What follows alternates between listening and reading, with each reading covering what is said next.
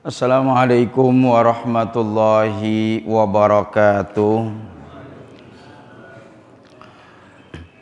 Innal hamdalillah wassalatu wassalam ala Rasulillah wa ala alihi wa sahbihi wa man tabi'ahu wa wala haula wala quwwata illa billah.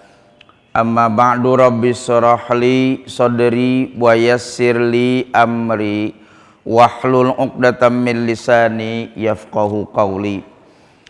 Hadratil kiram, para alim ulama, para sesepuh, tokoh masyarakat, pengurus masjid dan jamaah Masjid Al-Muhajirin yang kita berharap Allah mencurahkan rahmat dan nikmatnya kepada kita semua. Puji syukur kehadirat Allah Subhanahu wa taala di pagi hari ini kita mengucapkan disebabkan karena nikmat Allah melimpah kepada kita semua.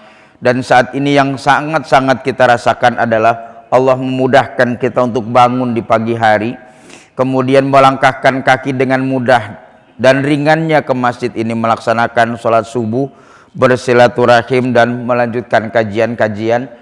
Kita tentunya meminta kepada Allah agar ini dijadikan sebagai kebersyukuran yang membuat Allah ridho dan menambah terus nikmat kepada kita semua. Amin ya rabbal alamin. Salawat beriringkan dengan salamnya pada saat kita membacanya untuk Nabi Muhammad sallallahu alaihi wasallam ketika melaksanakan sholat barusan atau akan terus menerus kita membacanya sampai dengan akhir hayat nanti. Kiranya salawat-salawat tersebut adalah salawat-salawat yang mencerminkan bahwa kita adalah kelompok umat Nabi yang mencintai Nabinya. Kemudian salawat tersebut menjadi bukti nanti di akhirat Allah menjadikannya kecintaan yang dibuat menjadi kendaraan yang akan mempertemukan kita dengan Nabi dan meraih syafaat yang pernah beliau janjikan. Amin ya rabbal alamin. Ma'asyiral hadirin, para bapak, ibu jamaah yang dirahmati oleh Allah Subhanahu wa taala. Kajian kita lanjutkan kembali di surat Al-A'raf ayat yang ke-19. Setelah beberapa waktu saya menjelaskan tentang kisah Nabi Adam, iblis dan malaikat ini, maka sampailah pada ayat yang ke-19. Ayat yang ke-19 surat Al-A'raf yang menceritakan tentang Nabi Adam ini, Allah Subhanahu wa taala menyatakannya begini. A'udzubillahi minasyaitonirrajim. Bismillahirrahmanirrahim. Wa ya Adamu uskun anta wa zaujukal jannah wa kula minha haitsu syi'tuma wa la taqraba hadhihi syajarata fatakuna minadh-dhalimin. Begitulah ayat dalam surat Al-A'raf ayat yang ke-19 ini. Kalau diterjemahkannya kurang lebih begini. Maka setelah Nabi Adam selesai dijadikan oleh Allah Subhanahu wa taala dan ditetapkan sebagai khalifah nanti di atas muka bumi, maka sebelum beliau melaksanakan tugasnya Allah pun berfirman, wa ya Adamu uskun anta wa zaujukal jannah. Wahai Adam, tinggallah kamu beserta dengan pasanganmu, uskun anta wa zaujukal jannah. Uskun tinggallah anta engkau, wa zaujuka dan pasanganmu al jannata di dalam surga. Fakula min haitsu syi'tuma, maka makanlah kalian berdua min haitsu syi'tuma, dari mana saja kamu sukai itu, wala taqraba, dan janganlah kalian berdua mendekati hadhihi syajarata, pohon ini, fatakuna, jika engkau mendekati pohon ini apalagi sampai dengan memakan buahnya, fatakuna, maka kalian berdua pasti akan menjadi minadh-dhalimin, orang yang merusak atau menganiaya diri sendiri. Nah, ada beberapa pandangan ulama yang bagi saya menarik untuk disampaikan. Pertama begini, ketika Allah Subhanahu wa taala menciptakan Nabi Adam, selesai sudah diciptakan sendiri Nabi Adam ini, Allah tidak menyatakan kepada Nabi Adam, wahai Adam tinggallah kamu di dalam surga. Sementara ulama berkesimpulannya demikian. Selesai Adam kemudian dijadikan oleh Allah sebagai khalifah, kemudian diberitahukan dan diumumkan kepada seluruhnya. Begitu selesai sudah, Adam tidak diperintahkan oleh Allah untuk menikmati surga walaupun ada di dalam surga. Nah, baru setelah Allah menciptakan pasangannya, maka Allah baru berfirman. Hawa diciptakan, maka Allah baru berfirman, ya Adamus kun anta wa zaujuka jannah fakula minha. Maka wahai Adam, ketika Allah sudah menciptakan pasangan bagi kamu, maka uskun, tenanglah kamu di dalam surga itu bersama dengan pasanganmu. Uskun anta, tinggallah kamu bersama dengan pasanganmu di dalam surga. Pada saat lagi-lagi saya bilang, pada saat Allah Subhanahu wa taala menciptakan Adam dan Hawa belum tercipta, nggak ada ungkapan Allah kepada Nabi Adam, wahai Adam tinggallah kamu di surga, makan semuanya, nikmati semuanya. Allah tidak menyatakan demikian. Tapi setelah Adam tinggal beberapa lama, kemudian Allah menciptakan Hawa sebagai pasangannya, baru Allah bilang, tinggallah kamu dalam surga, nikmatilah, tenanglah kamu, makanlah semuanya. Sehingga ulama menduga ini, kenapa pada saat Adam pertama kali tinggal di surga Allah tidak menyatakan tinggal kamu dalam surga, nikmati surga. Tapi baru setelah Hawa diciptakan ada ungkapan tinggal kamu di dalam surga. Padahal bukankah Adam lebih dulu tinggal? Kenapa ucapannya belakangan menunggu Hawa itu ada? Saya setuju dengan dugaan ulama. Dugaan, bukan keyakinan. Kenapa saya bilang dugaan? Wong ulama yang menafsirkan ayat ini kan nggak hidup sejaman dengan Nabi Adam gitu. Ya, makanya kalau memahami tafsir itu kita tidak bisa memahaminya atau menyatakannya sebagai kebenaran mutlak. Apalagi berbicara tentang kisah-kisah dulu yang kita tidak ada, kemudian ditafsirkan oleh para ulama tafsir. Boleh kita percaya ikut manut boleh dengan hikmah-hikmahnya, atau tidak mempercayainya juga nggak apa-apa, asal jangan tidak percaya kepada ayatnya. Kepada tafsirnya boleh, tapi kalau kepada ayatnya jangan. Saya senang ketika satu masa kemudian mengkaji tafsir dan belajar tafsir itu.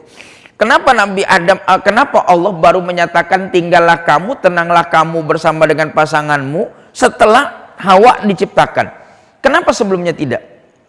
Maka diduga oleh para ulama bilangnya gini, karena kalau Nabi Adam itu tinggal di surga sendirian, Hawanya belum ada, meskipun surga itu nikmatnya luar biasa, makanannya berlimpah luar biasa, tapi kalau cuma dinikmati sendirian pastinya nggak enak itu.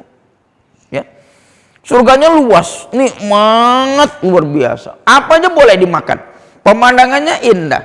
Semuanya serba nikmat. Tapi dinikmati hanya sendiri saja, maka kenikmatan-kenikmatan tersebut tidak nikmat sebenarnya. Ya, maka Allah tidak menyatakan wahai Adam tinggallah kamu di surga, makan yang enak, enggak. Meskipun kamu makan, tapi makan itu tidak berkesan sebuah kenikmatan. Kamu tidur tidur. Meskipun kamu tidur itu nikmat, tapi belum pada puncaknya. Kamu lihat pemandangan ini, meskipun itu indah, tapi keindahan itu tidak sampai maksimal keindahannya. Baru setelah Hawa diciptakan, Allah bilang tinggallah kamu, tenanglah kamu, nikmatilah, makanlah. Baru ada ungkapan itu. Nah, diduga oleh para ulama ungkapan ini menunjukkan betapa kalau sesuatu itu dinikmatin sendirian, meskipun nikmat, itu jadi nggak nikmat nantinya.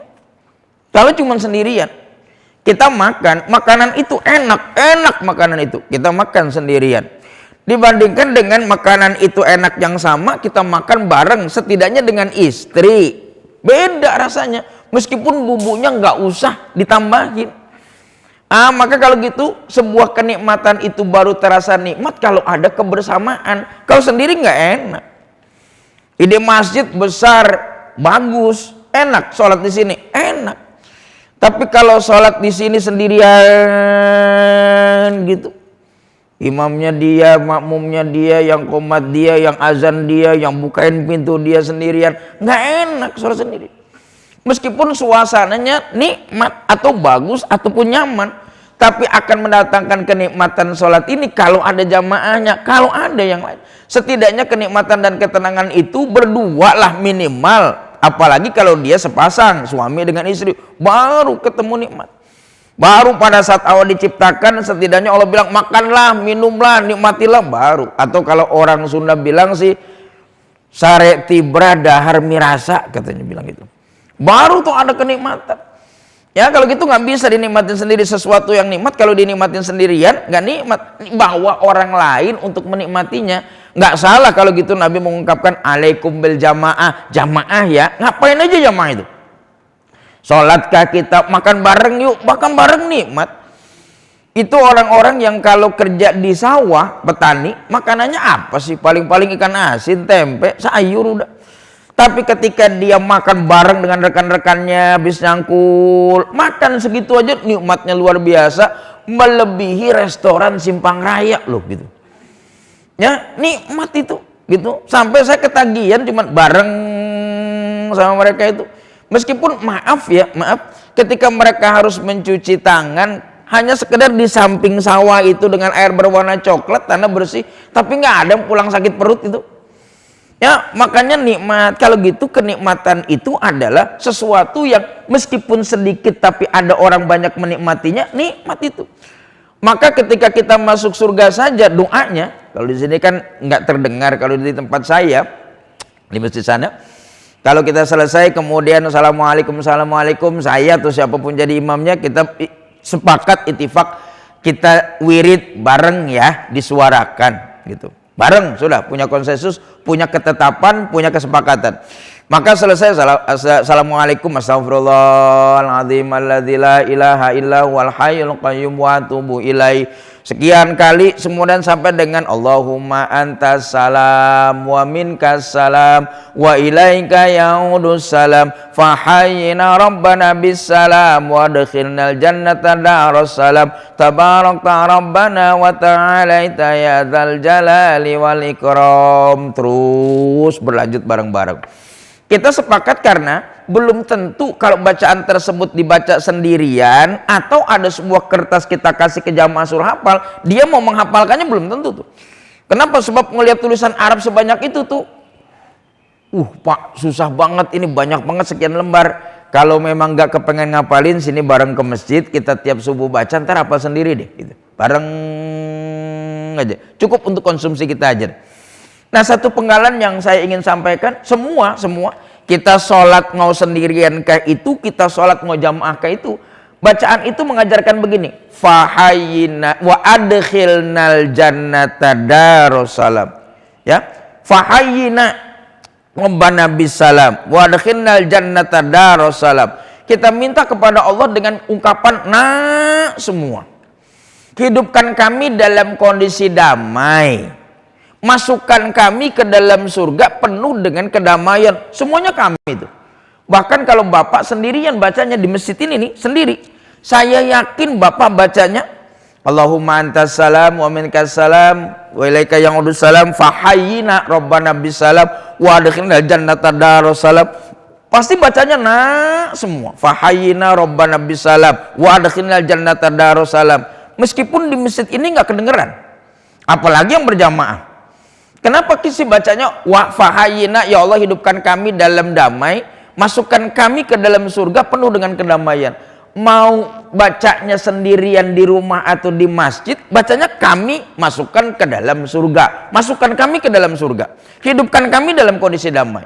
Udah kondisi bacanya bareng-bareng, ya Allah hidupkan kami dalam kondisi damai. Kenapa kita diajarkan hidupkan kami dalam damai? Kenapa kita diajarkan masukkan kami ke dalam surga dalam damai? Semuanya kami meskipun bacanya cuma sendiri. Setidaknya saya senang dengan ulasan ulama bilang, meskipun kita sendiri bilang hidupkan kami dalam kondisi damai, masukkan kami ke dalam surga penuh kedamaian. Kenapa kami semua? Karena hidup itu tidak akan pernah mungkin terasa hidup kalau nggak ada orang lain. Maka kita bilangnya hidupkanlah kami dalam kondisi damai. Damai itu nggak akan pernah mungkin dirasakan oleh seseorang kalau dia hanya sendirian. Nggak mungkin itu. Ya, bahkan masuk surga pun jangan ego pengen masuk sendirian. Bawa orang, ajak orang lain. Kenapa? Sebab di surga sendirian juga nggak enak itu. Ya, Adam udah pernah masuk dalam surga sendirian. Paling-paling kalau bapak ego, ibu ego pengen masuk dalam surga sendirian. Paling-paling di surga cuman pelongo gitu. Ya, nggak ada nikmat karena sendirian aja. Begitu ngeliat ke neraka ke bawah, rame juga di bawah ini nih gitu. Maka bisa jadi di surga sesuatu yang tetap saja menyiksa karena sendirian, maka akhirnya boleh jadi dia minta mendingan ke neraka aja, udah bareng-bareng rame-rame dia milih gitu. Ya, sebab sesuatu nggak bisa, kita ego, kita ini manusia yang diciptakan sejak awal sebagai makhluk sosial, mesti rame-rame, mesti bareng dengan orang lain itu. Ya, kalau ada bapak maaf sekali lagi maaf. Kalau bapak ibu sudah kehilangan pasangan, maaf, mungkin ada yang sudah merasakan di sini. Entah ditinggal suami, entah ditinggal istri. Maka rumah yang tadinya nikmat berubah menjadi sesuatu yang sunyi dan tidak menyenangkan. Bahkan rumah membosankan rasanya itu. Padahal rumah kita ini kayak surga sebenarnya sih. Orang bilang rumah kita mewah lah, orang bilang rumah kita bagus lah, orang bilang kita nyaman lah. Tapi saat kehilangan pasangan, bukankah rumah itu berubah menjadi sesuatu yang kita sebut neraka kecil lah, nggak nyaman kita ini. Selalu kita cari orang lain, entah mungkin datang ke rumah anak, tinggal dengan anak, atau lebih cari orang lain dan segala macamnya untuk menghidupkan suasana. Nggak nyaman itu. Ya, sehingga kalau gitu benarlah ketika Adam itu diciptakan ditaruh sendirian, Allah nggak bilang tinggallah Adam nikmati surga ini, enggak. Tapi begitu Hawa diciptakan, baru Allah bilang, nah, Adam sudah tercipta pasanganmu, maka uskun anta wa zaujukal jannah. Tenanglah kamu di dalam surga, nikmati semua. Baru tenang, baru nikmat. Maka kalau ke surga, doakan kita semua masuk, mau itu sama ibadahnya atau beda ibadahnya. Kalau persoalan surga sih, semua masuk sudah. Bapak, ibu sholat di sini. Kalau bagi saya sholat ke sini bukan kepengen dapat surga sebenarnya sih. Saya. Kenapa?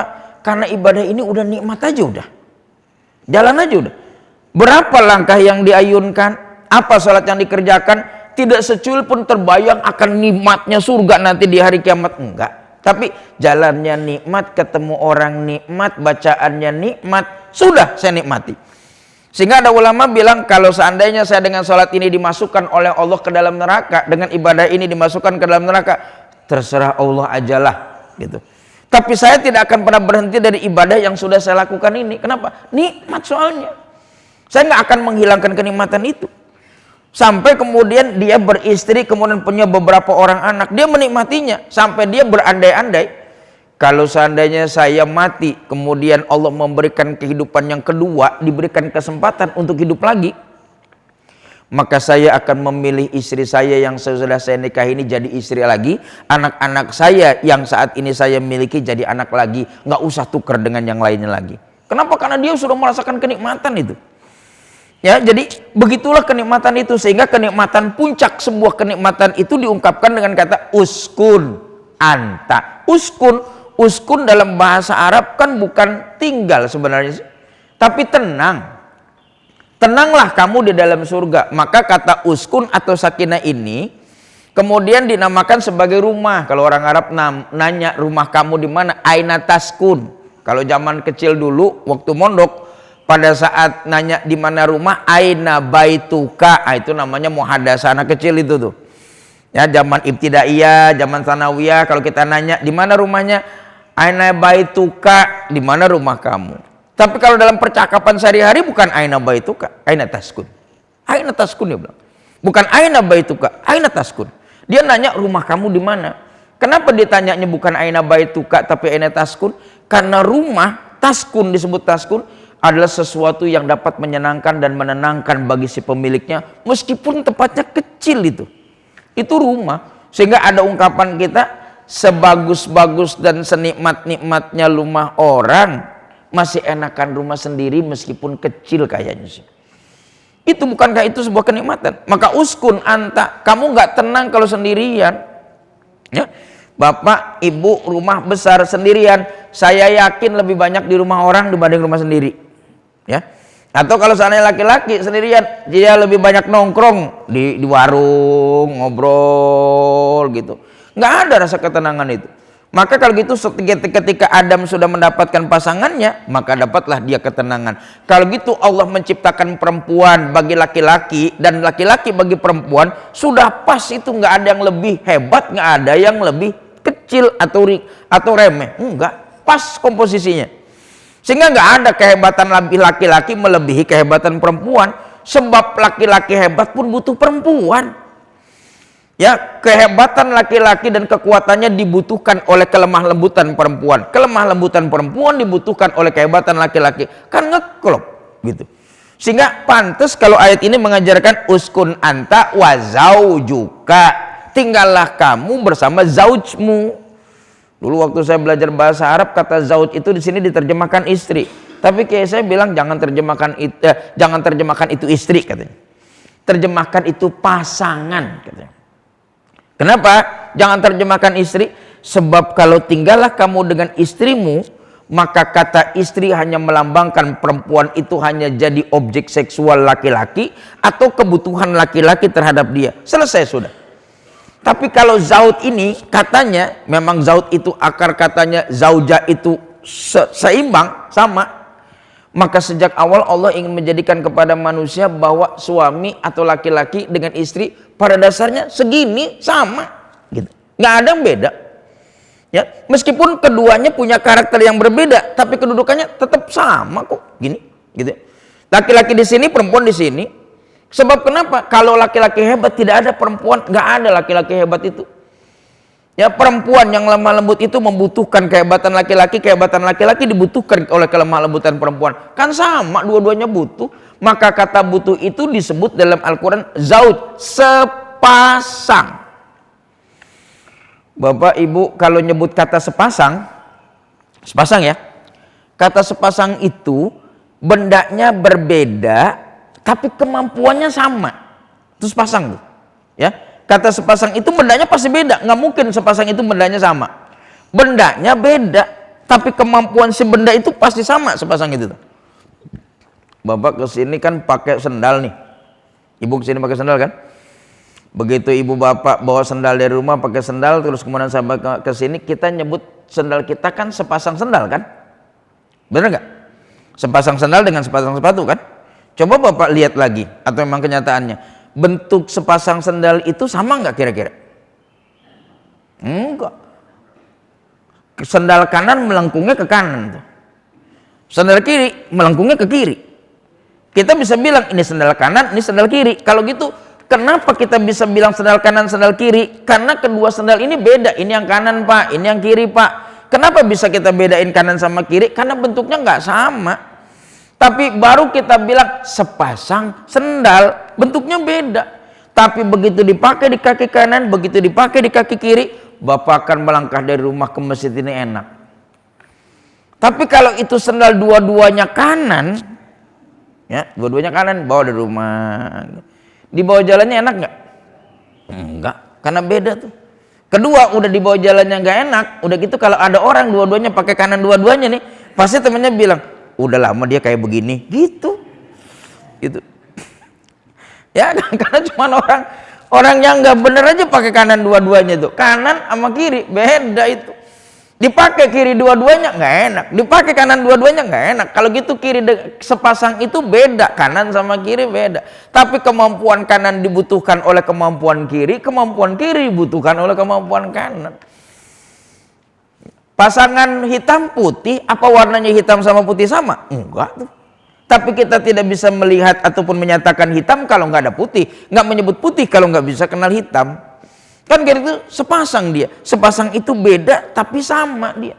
Maka Allah menyatakan, tinggallah kamu wahai Adam, tenanglah kamu sekarang, tinggallah bersama pasanganmu, bukan istrimu dibilangnya. Pasanganmu kata kayak saya itu tuh. Kenapa dibilang pasanganmu? Supaya menyadari para laki-laki dan perempuan ketika dalam kehidupan rumah tangga, kamu suami tidak lebih hebat dari istri, istri tidak lebih hina dibanding suami. Sama, bentuknya beda, pekerjaannya nggak sama, tapi keduanya saling membutuhkan. Ya. Saya orang bilang ngajar, bagus, segala macamnya, saya jalan. Istri saya biasa-biasa aja. Selesai S1-nya cuma di rumah, nggak kerja. Tapi dia hebat, samar kehebatnya dengan saya. Sebab kalau nggak ada dia nih, saya nggak ngajar ini. Ya, biasanya dia cuma di rumah lah, katakan nyuci piringnya, nyuci pakaiannya, ngurus rumah, ngurus anak. Sesekali mungkin dia keluar karena mungkin ingin penyegaran, silakanlah. Tapi lebih banyak di rumahnya dia. Saya nggak bisa bilang dia lebih hina dibanding saya karena saya yang nyari duit, memberikan hidup kepada mereka semua. Enggak, mereka sama hebatnya dia dengan saya itu tuh. Kenapa saya bilang sama hebatnya dengan saya? Sebab kalau dia nggak ada nih, saya nggak ngajar. Ya, nggak bisa saya ngajar. Kenapa? Kalau Ustadz Ali atau Ustadz Ja'far nelfon ke saya atau WA, Ustadz besok hari Minggu jadwal Ustadz ya ngajar di Al-Muhajirin minggu kedua. Kalau saya nggak ada istri, saya nggak datang ke tempat ini atau susah datang. Kenapa? Saya bilang sama Ustadz Ali, Ustadz punten, maaf cucian saya lagi banyak banget ini minggu ini nih, saya bilang gitu. Sama gosokan saya kayaknya libur deh, nggak bisa ngajar. Repot, saya nggak ngajar ini. Tetapi meskipun cucian itu numpuk, gosokan itu numpuk dan segala macam, saya jalan-jalan aja udah. Terus kemudian pulang, besok mau ngajar pakaiannya ini, sudah digantung ini, dah. Saya berangkat sudah, nggak mikirin bagaimana nanti anak saya makan nggak kira-kira di sekolahan itu. Saya nggak perlu mikir, jalan aja udah seharian. Kenapa? Karena dia pasti ngurusin anak-anak saya. Kalau gitu meskipun pekerjaannya cuma di rumah, dia sehebat saya yang pekerjaannya keluar. Maka kalau ada seorang suami yang kemudian marah kepada istrinya, marah itu ada dalam rumah tangga, itu marah ada. Ya, gitu. Agama merestui itu, ada kok rasa marah itu. Atau ketidaknyamanan itu ada. Tapi jangan sampai seorang suami kemudian bilang kepada istrinya di tengah marahnya, apa kamu ini perempuan di rumah doang, saya yang nyari duit nih. Saya capeknya luar biasa buat mikirin kalian semua hidup enak dan segala macamnya. Nggak boleh ngomong gitu. Sebab kalau dia juga nggak ada, kamu nggak bisa hebat seperti yang kamu sebutkan itu. Ya, hilang sudah. Rata-rata ketika sang istri itu hilang, sang suami tenggelam sudah itu. Ya, ceritanya banyak udah itu. Ya, saya melihat, maaf ya gitu ya, sekedar pandangan saya. Ketika Pak Harto itu berjaya, hebat luar biasa, Butin meninggal dunia, nggak lama dia turun itu. Ya, ketika Habibie itu luar biasa cemerlangnya, ketika sang istri meninggal dunia dia redup itu. Gitu ya. Ketika SBY kemudian luar biasanya bagusnya, kemudian istrinya meninggal dunia, hilang dia dari peredaran, jarang muncul. Kenapa? Karena dia kehilangan separuh hidupnya itu.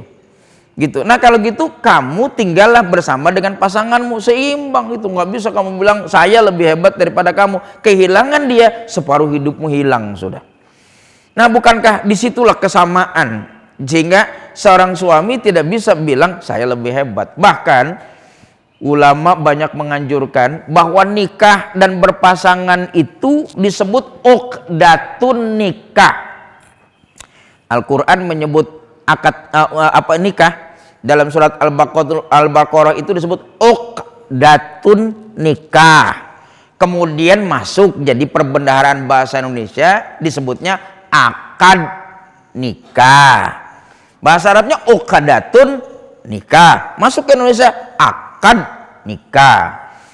Uqdah disebut uqdatun nikah. Setahu saya ada ulama yang menjelaskannya uqdatun nikah, uqdah itu artinya mengikat berulang-ulang. Itu namanya uqdah tuh. Ikat sekali, ikat lagi, ikat lagi, ikat lagi, supaya sesuatu yang diikat itu nggak ambrol, nggak tumpah, nggak berantakan. Maka orang biasanya akan mengikat sesuatu itu berulang-berulang. Udah dari sini diikat, kemudian balik ke sini ke kiri diikat, kurang puas rasanya diikat ulang lagi. Diikat berulang-ulang itu tidak satu kali. Ada ulama yang menjelaskannya sebagai uqdah. Uqdah itu ngikat berulang-ulang supaya yang diikat nggak tumpah. Itu uqdah namanya. Kalau sekarang uqdah ngikat berulang-ulang supaya nggak tumpah, terjemahnya beda lagi, bukan ngikat berulang-ulang, wrapping. Ya, wrapping itu kan nguket berulang. Kalau kita bawa benda terus kemudian di kardus, kemudian mau masuk pesawat, maka petugasnya minta tolong di wrapping itu. Ya, nggak bisa masuk ke dalam bagasi kalau nggak direping. Direping muter sana, muter sini, sampai akhirnya kokoh dan kuat. Apa yang di dalam kardus itu nggak tumpah, direping.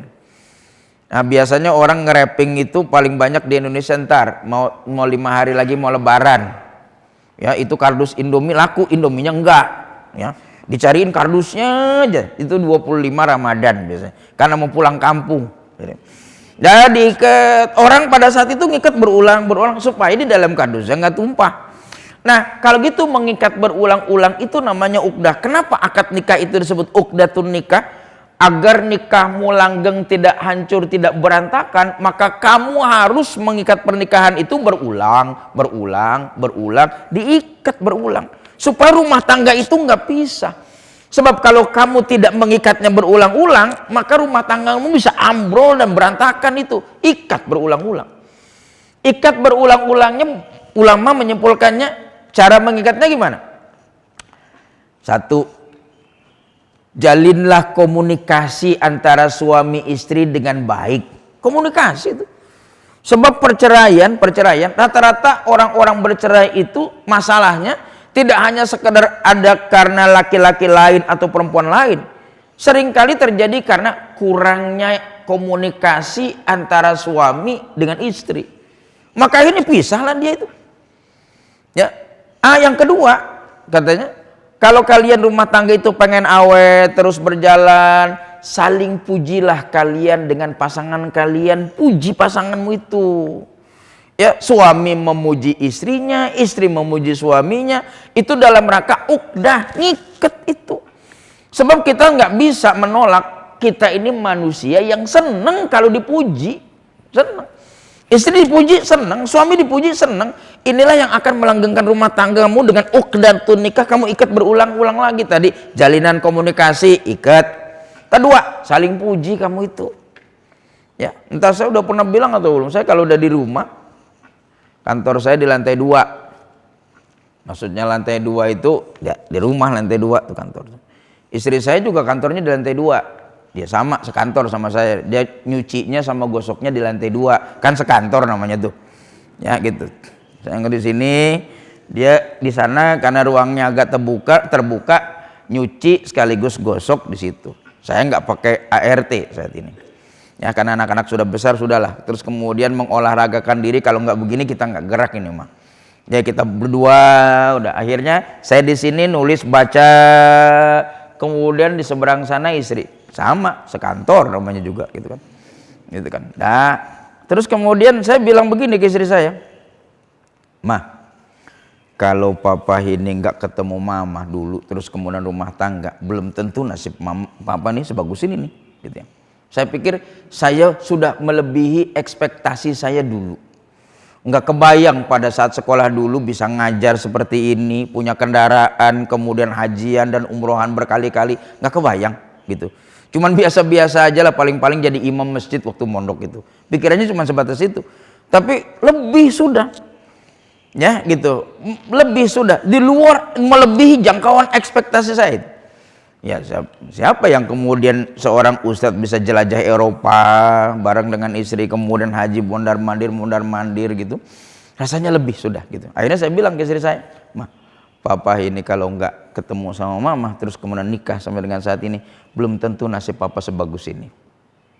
Saya muji dia tuh, kalau saya nggak ketemu kamu dan kita rumah tangga, belum tentu rumah tangga atau nasib saya sebagus sekarang ini nih. Maka istri saya sambil gosok juga bilang dia, sama Pak, mama juga kalau nggak ketemu papa belum tentu nasibnya sebagus ini, mungkin lebih bagus lagi gitu. Soalnya sambil gosok aja, coba kalau yang lain mungkin dia suruh gosok kali gitu. Nah, Bapak Ibu yang saya hormati, bukankah itu jalinan komunikasi, saling muji gitu? Dia seorang perempuan dipuji seneng, seorang laki-laki dipuji seneng, sama. Bukankah itu namanya uqdatun nikah, menghargai? Kenapa menghargai? Zauj dia. Bagi saya dia zauj, bukan istri saja, partner. Kenapa? Partner yang sama, kamu mendukung saya dukung kamu, nggak ada kamu saya pincang, nggak ada saya kamu juga pincang itu. Maka sejak awal Allah Subhanahu wa taala menjelaskan hubungan rumah tangga itu dengan ungkapan uskun anta wa zaujukal jannah. Tinggallah kamu dengan pasanganmu, bukan dengan istrimu. Sejak awal Allah sudah menjadikan perempuan itu partnernya bagi laki-laki. Ya, laki-laki partnernya bagi perempuan. Sebab kalau diterjemahkan hanya seorang istri, hanya sekedar kebutuhan seksualnya terpenuhi oleh seorang istri, kemudian kebutuhan makannya diberikan oleh seorang istri, selesai. Tapi dia tidak menganggap dia sebagai partner itu. Nah kalau gitu sejak awal lagi-lagi Allah ingin menjelaskan kepada manusia bahwa Allah tidak membedakan laki-laki dengan perempuan. Ya, gitu. La yudhi'u amala amilin minkum min dzakarin au unsa. Allah tidak membeda-bedakan amal laki-laki dengan amal perempuan. Yang terjadi terpuruk perempuan sekarang ini dan egonya laki-laki menjadi besar kan manusianya sebenarnya sih. Ya, kitanya manusianya yang menjadikan perempuan lebih terhina. Kalau dalam agama Islam dikatakan perempuan adalah manusia kedua bukan pertama, kan manusianya bukan Islamnya sebenarnya sih. Atau ditandai dengan hadis-hadis perempuan nggak boleh ke masjid lah, sholatnya sebaik-baiknya di rumah. Bukankah itu situasional kata para ulama, disebabkan karena pada masa itu kalau perempuan jalan jauh atau ke masjid tidak ditemani dengan orang lain, maka siapa yang akan menjamin keamanan perempuan tersebut? Sementara istri-istri Nabi melaksanakan sholatnya, bukankah ungkapannya ada istri Nabi yang kami itikaf bareng dengan Nabi di masjid bareng dengan Nabi? Bukankah dia di masjid? Kenapa Nabi menyuruh perempuan lain sebaik-baiknya di rumah sementara istrinya di masjid? Karena kalau yang lain kamu harus keluar dari rumahmu ke masjid sini dalam kondisi gelap dengan jaminan keamanan yang tidak ada sama sekali. Sedangkan istri Nabi ke masjid itu ya sebelahnya masjid kok gitu. Cuman tinggal buka pintu doang selesai sudah gitu. Sehingga akhirnya kalau Nabi ada di masjid seringkali kemudian wajahnya masuk ke dalam rumahnya karena ada jendelanya. Gitu. Ya, badannya ada di masjid, mukanya ada di rumah. Kalau kita kan repot badan di masjid, muka di rumah. Ya, masa kita mau taruh tuh muka kemudian berangkat kita ke masjid jalan sendiri, orang lari. Orang nggak ada tangannya, orang masih berani nyapa. Orang nggak ada kakinya, kita masih berani nyapa. Tapi orang nggak ada kepalanya, kita kabur itu. Ya gitu. Nah kalau gitu bukankah begitulah Nabi itu sampai kalau hari Kamis sore ceritanya bagi saya luar biasa. Selesai asar terus kemudian beliau naruh tangannya ke rumahnya sementara badannya di masjid, jari-jarinya ditaruh di rumah. Istrinya menggunting kuku sang suami karena di hari Kamis sore itu. Bagi saya cerita yang indah model kayak begitu tuh. Ya, Kamis sore kemudian tangannya diserahkan kemudian istrinya gunting. Ada yang bilang dalam rumah, ada yang bilang di luar badannya. Kemudian tangannya ke dalam digunting. Akhirnya hadis itu menjadikan acuan. Beberapa ulama bilang kalau gitu termasuk anjuran atau sunnah mengikuti gaya kehidupan Nabi dalam berumah tangga. Kuku-kuku suami diguntingi oleh istrinya pada hari Kamis. Itu sunnah katanya gitu. Ya, guntingin. Cuman guntinginnya jangan sampai ke daging. Ini mah cuma bikin kapok doang, apa dagingnya kena, akhirnya cuma sekali udah minta diguntinginnya gitu. Nah kalau gitu bukankah sebuah rumah tangga yang indah? Uskun, tinggallah, tenanglah, damailah kamu, wa zaujuka dengan pasanganmu, jannata di dalam surga, fakula minha. Sekarang makan semuanya. Satu saja. Wala taqraba hadhihi syajarata. Jangan kamu dekati pohon ini. Satu aja permintaan Allah. Jangan kamu dekati pohon ini. Ada larangan, jangan kamu dekati pohon ini, disebutnya pohon ini nih. Makanya Allah ketika Nabi Adam belum dosa, Nabi Adam belum makan buah khuldi, maka Allah bilang jangan dekati pohon ini. Nah, kenapa Allah menyebut pohon ini? Diduga oleh para ulama, Allah pohon dengan Nabi Adam dekat. Kenapa dekatnya? Karena Allah menunjuk dengan pohon ini. Kalau gitu ungkapan ini itu dekat. Mencerminkan sesuatu yang ditunjuk itu dalam kondisi dekat. Sebab disebut ini, jangan dekati pohon ini ya. Kalau gitu sebelum Nabi Adam melakukan perbuatan dosa dengan mencicipi pohon itu, Allah, Nabi Adam, dan pohon adalah ketiga yang dekat semuanya. Tapi ketika Nabi Adam mencicipi buah itu, bukankah Allah kemudian alam anhakuma antilkuma syajarah, bukankah aku sudah melarang kamu untuk mendekati pohon itu? Dibilangnya itu sekarang. Waktu Adam belum berdosa, Allah nyebutnya jangan deketin pohon ini.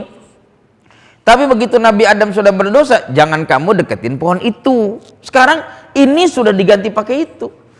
Kalau gitu dosa merupakan sebuah perbuatan yang menyebabkan manusia jauh dari Allah, Allah jauh dari manusia.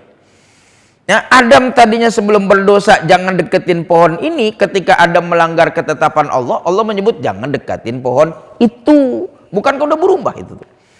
Nah, jadi kalau gitu ada satu saja larangan dalam surga, jangan dekati pohon ini. Semua bisa kamu makan, kecuali jangan dekatin pohon ini.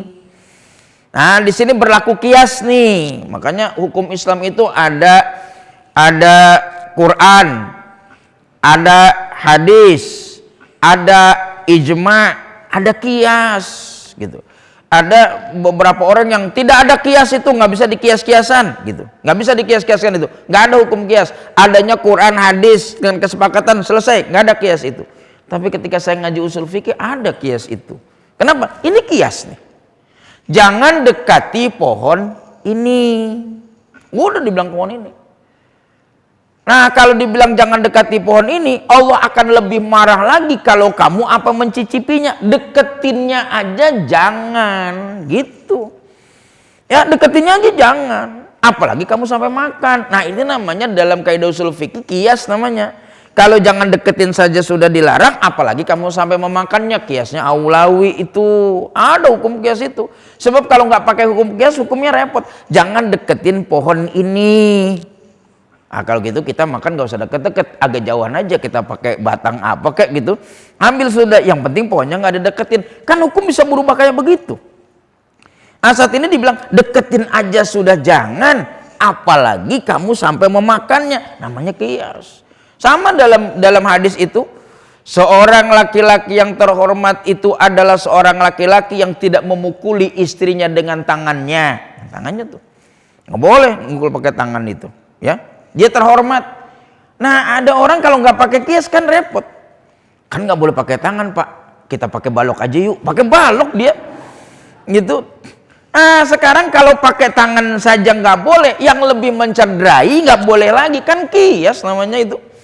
Ya, kalau orang nggak belajar kias repot, hukum-hukum itu bisa diacak-acak itu tuh.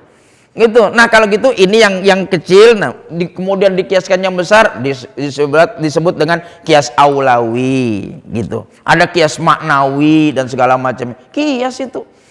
Ya, jadi kalau gitu jangan kamu dekati pohon ini satu aja. Sehingga ada ulama yang berkesimpulan gini, surganya Nabi Adam adalah surga yang akan kita tempati lagi nanti.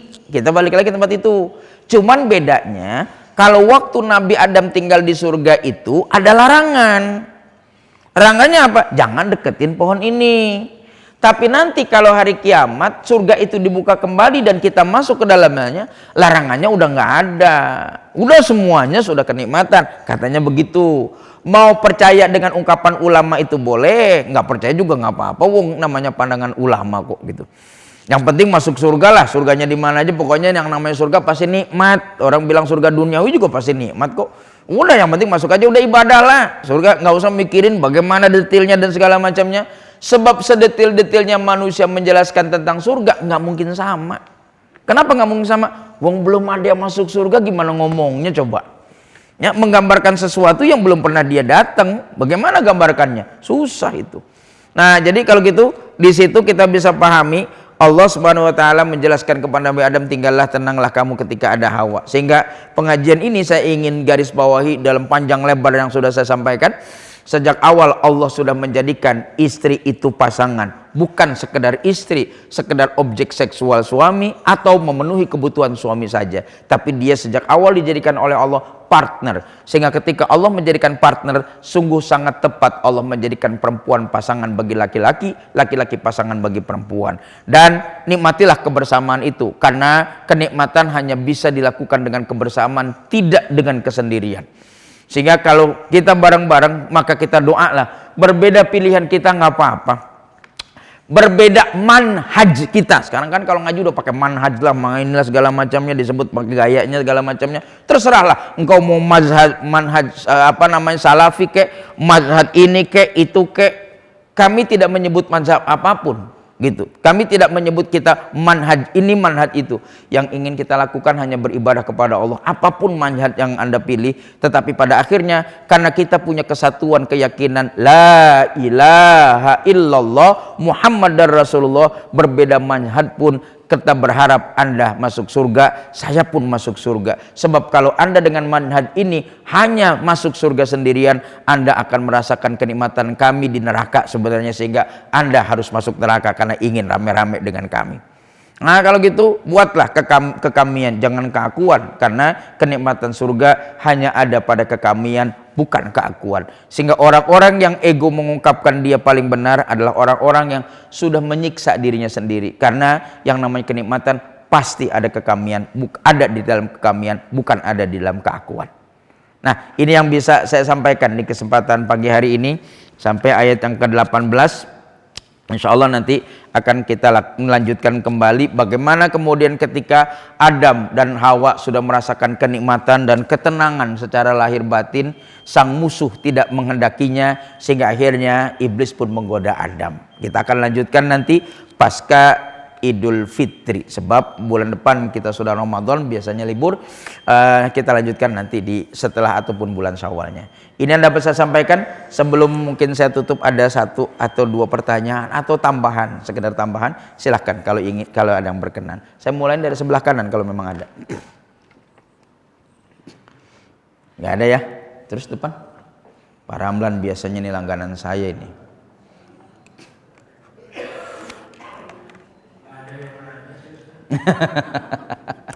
Silakan Bapak. Assalamualaikum warahmatullahi wabarakatuh. Ketika Allah menciptakan Nabi Adam,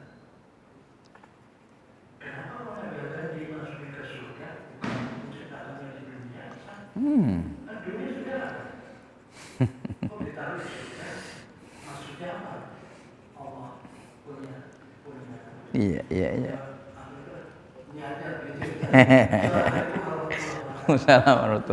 Menarik kata Bapak. Diciptakannya untuk dikerjakan, dia kerjanya lahannya dunia. Kenapa diciptakannya di surga? Bapak kalau ngeliat mobil ada di jalanan, dibikinnya di mana? Pabrik. Kan nggak mungkin orang di jalanan bikin mobil gitu. Maka ada pabrikannya dia. Gitu. Maka diciptakanlah dia di surga dengan tujuan kerja di dunia. Dan dia sudah dijelaskan spesifikasinya untuk tugas itu tuh. Meskipun diciptakannya di dunia. Maka speknya Nabi Adam ketika keheranan malaikat sama dengan keheranan Bapak. Gitu ya. Ketika Allah mengatakan wa idz qala rabbuka lil malaikati inni ja'ilun fil ardi khalifah. Maka malaikat dengan keheranannya tanya, qalu ataj'alu fiha may yufsidu fiha wa yasfikud dima wa nahnu nusabbihu bihamdika wa nuqaddisu lak. Maka Allah dengan diplomatisnya jawab, qala inni a'lamu ma la ta'lamun. Iblis tanya, malaikat tanya, kenapa engkau ciptakan makhluk yang bagi kami nih, pandangan kami nih, dia merusak. Dia akan menumpahkan darah. Kenapa engkau nggak pilih saya saja, kami saja sama-sama malaikat untuk kerja di muka bumi itu? Kami lebih duluan itu. Ini makhluk baru. Apa hebatnya dia? Itu keheranan. Jangan pikir dia komplain. Enggak, saya nggak setuju dengan itu. Dia keheranan dengan bertanya itu. Allah diplomatis sudah. Allah jawab, aku lebih tahu dibanding kamu. Sebenarnya dengan jawaban itu malaikat sudah sami'na wa ata'na. Ya udah, kalau Allah sudah bilang aku lebih tahu, dia diam. Tapi untuk memuaskan malaikat dan nalar manusia, akhirnya dibikin manusia ini. Begitu selesai, wa 'allama Adamal asma'a kullaha thumma aradahum 'alal malaikati faqala anbi'uni bi asma'i haula'i in kuntum shadiqin. Apa jawaban malaikat? Qalu subhanaka la 'ilma lana illa ma 'allamtana innaka antal alimul hakim. Maka dibuat Adam. Kemudian kemampuannya apa? Wa 'allama Adamal asma. Allah mengajarkan nama-nama benda bagi Nabi Adam. Sudah diajarkan, malaikat dengar, Allah ngajarkan ini, malaikat lihat tahu. Selesai, Allah bilang, Adam tolong ulang apa yang aku sampaikan. Diulang oleh Nabi Adam semuanya. Selesai, malaikat yang sudah mendengar 2 kali. Satu, saat Allah menjelaskan, malaikat dengar. Kedua, saat Adam memaparkan, malaikat dengar. Sekarang Allah bilang, ambiuni bi asma'i haula in kuntum shadiqin. Coba ulang apa yang barusan aku sampaikan. Malaikat geleng. Qalu subhanaka la ilma lana illa ma 'allamtana. Kalau gitu di situ keunggulan dia itu tuh. Tidak ada ilmu bagi saya untuk itu. Engkau sematkan ke makhluk kecil ini ilmu pengetahuan, tapi engkau tidak sematkan ke dalam diriku ilmu pengetahuan. Pantes kalau dengan itu lahan dunia bisa terisi oleh mereka dan mereka ditugaskan di sana. Sebab kami cuman nusabbihu bihamdika wa nuqaddisulak. Kemampuan kami cuman bertasbih. Maka kemampuan bertasbih tidak akan pernah mampu mengembangkan bumi. Tasbih itu nggak bisa mengembangkan bumi. Nggak mungkin orang bertasbih itu subhanallah, subhanallah, subhanallah, underpass, alhamdulillah, alhamdulillah, alhamdulillah, flyover, subhanallah, subhanallah, subhanallah, mobil, nggak gitu. Adanya underpass, adanya kemudian flyover, adanya handphone, adanya mobil, adanya semua ini, itu kan karena ilmu. Yang malaikat nggak tahu. Maka akhirnya diciptakanlah, dipabrikan di dalam surga. Nanti tugas kamu di sana ya, gitu. Jadi sama dengan menciptakan kendaraan. Adam gak mungkin bagus kalau tinggal di dalam surga, gak mungkin bagus karena surga cuman pabrik. Bapak lihat mobil kalau sudah diciptakan speknya ini SUV, ini MPV, katakan gitu. Terus bagusnya dia jadi SUV dan MPV di mana? Kan di jalan, bukan di showroom. Sehebat-hebatnya mobil itu bagus dia cuma di showroom nongkrong aja. Apa kita bisa nikmati mobil itu? Nggak ada bagus-bagusnya. Tapi begitu dia di jalan, ini mobil model sedan, kecepatannya begini akan nyaman ketika jalan lurus. Kita pakai, nikmat beneran kalau gitu. Pabrik itu. Ini model SUV kalau dibawa kenceng nggak bagus. Maka kenapa Pajero itu lebih banyak tabrakannya dibanding sedan? Karena orang pakai Pajero itu kenceng-kenceng, dia pikir mobil ini speknya untuk balapan. Bukan. Yang bagus sedan. Maka sulit dengan daya kontrolnya, maka akhirnya seringkali terguling. Karena orang nggak sadar, dipikir ini mobil adalah mobil untuk di jalan raya yang lurus dengan kecepatan tinggi. Enggak, dia di jalan yang rusak. Bagus, sedan nggak bisa itu. Nah kita nggak sadar dengan kendaraan kita ini nih. Maka kalau gitu bagusnya Adam di mana? Di bumi, bukan bagusnya Adam di surga. Sebagaimana bagusnya MPV dan SUV di jalan, bukan di showroom. Tapi showroom hanya sekedar etalase mobil itu. Pabrik hanya sekedar pembuatan. Tugasnya mobil semuanya dan motor di jalanan, bukan diem di sini. Begitu kurang lebih logikanya. Nah, Bapak Ibu yang saya hormati, rasanya ini dulu kajian yang bisa saya sampaikan ya, karena saya ada keperluan, ada acara di Serang jam 9. Jadi dari sini saya langsung berangkat. Ini yang dapat saya sampaikan. Terima kasih atas kehadirannya dan kemudian menyimaknya, dan mudah-mudahan Allah Subhanahu wa taala memberikan pencerahan kepada kita melalui Al-Qur'an. Amin ya rabbal alamin. Hadanallahu wa iyyakum ajmain. Wassalamualaikum warahmatullahi wabarakatuh.